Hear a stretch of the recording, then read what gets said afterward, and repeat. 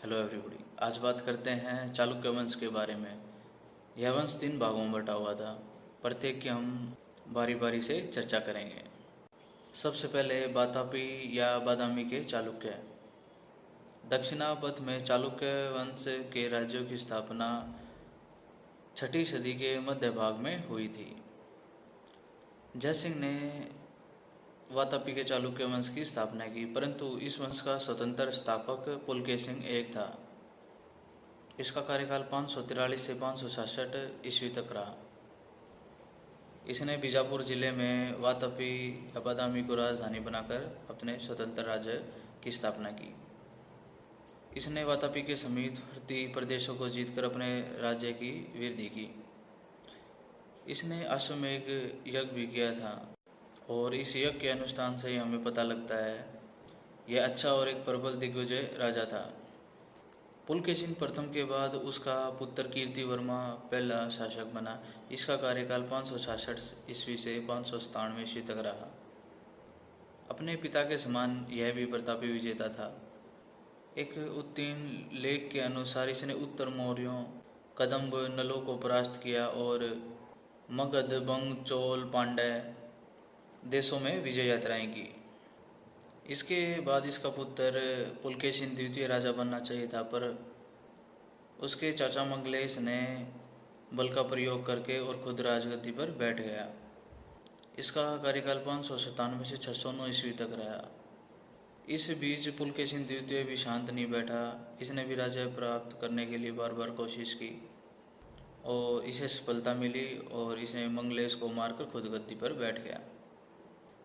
पुलकेशिन द्वितीय का शासनकाल 609 ईस्वी से 642 ईस्वी तक रहा। यह वातापी के चालुक्यों में सबसे अधिक शक्तिशाली और प्रसिद्ध शासक हुआ। इसके चाचा मंगलेश और इसमें ग्रह कलह के कारण बहुत से राज्य स्वतंत्र हो गए थे और वातापी पे भी कुछ राज्य आक्रमण बार बार कर रहे थे। इस दिशा में पुलकेशिन द्वितीय ने बहुत ही धीरता और शक्ति का परिचय देते हुए उसने न केवल विद्रोही प्रदेशों को फिर से विजयी किया, अपितु अनेक प्रदेशों की विजय भी की। पुलकेशिन द्वितीय ने मैसूर के गंग राजा, उत्तर कोंकण में मौर्य राजा और मालाबर के अनूप राजा को परास्त किया। लाट देश यानी दक्षिणी गुजरात, मालवा, गुर्जरों आदि को भी इसने हराया। उत्तर पूर्व की ओर आगे बढ़ते हुए इसने दक्षिण कौशल और कलिंग को भी पराजित किया।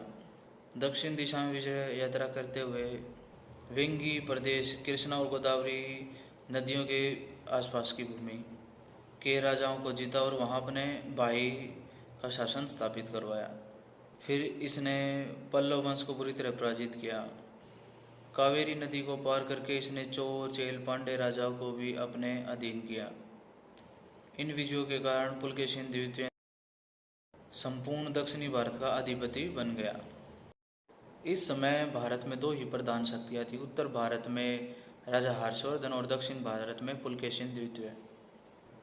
नर्मदा नदी के तट पर इनमें युद्ध हुआ और पुलकेशिन द्वितीय हर्षवर्धन को परास्त करने में सफल हुआ, पर यह स्थायी साम्राज्य की नींव डालने में सफल नहीं हुआ।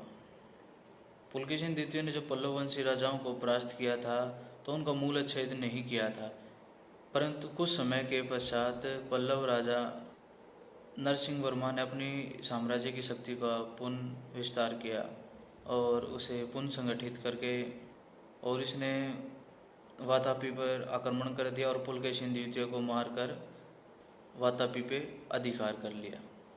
इसके बाद शासक विक्रमादित्य प्रथम बना। इसका शासनकाल 655 ईस्वी से 681 ईस्वी तक रहा। यह अपने पिता के समान वीर और महत्वाकांक्षी था। यह पहले पल्लवों की अधीनता से मुक्त हुआ। इसने 13 वर्ष लगातार संघर्ष करने के बाद पल्लव राजाओं की शक्ति को बुरी तरह कुचलकर उनकी राजधानी कांची पर अधिकार कर लिया। इसके बाद इसने चोल, पांड्य और चेर आदि राज्यों को भी जीता जो स्वतंत्र हो चुके थे। इसके बाद शासक विजयादित्य बना। इसका शासनकाल 696 से 733 ईस्वी तक रहा।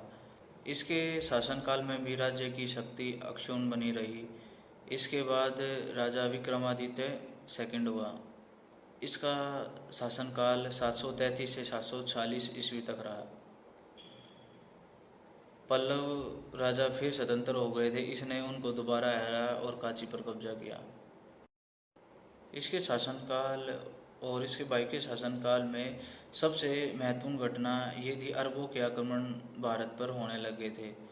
इसके भाई के शासनकाल में जब ये सेनापति था, 712 ईस्वी में पहला अरबों का मुसलमानों का आक्रमण भारत पर हुआ। अरबों ने सिंध को जीतकर अपने अधीन कर लिया था और उनकी यह इच्छा थी भारत में अपने साम्राज्य का और विस्तार करें। तो उन्होंने गुजरात पर आक्रमण किया। उस समय यह चालुक्य राजा के अंतर्गत आता था और इसने अरबों की शक्तियों को चला और अपने साम्राज्य की रक्षा करने में समर्थ हुआ। इसके बाद 746 से 753 ईस्वी तक कीर्तिवर्मा द्वितीय विशाल चालुक्य साम्राज्य का शासक बना, परंतु यह अपने पूर्वजों के द्वारा कायम साम्राज्य को कायम रखने में असमर्थ रहा।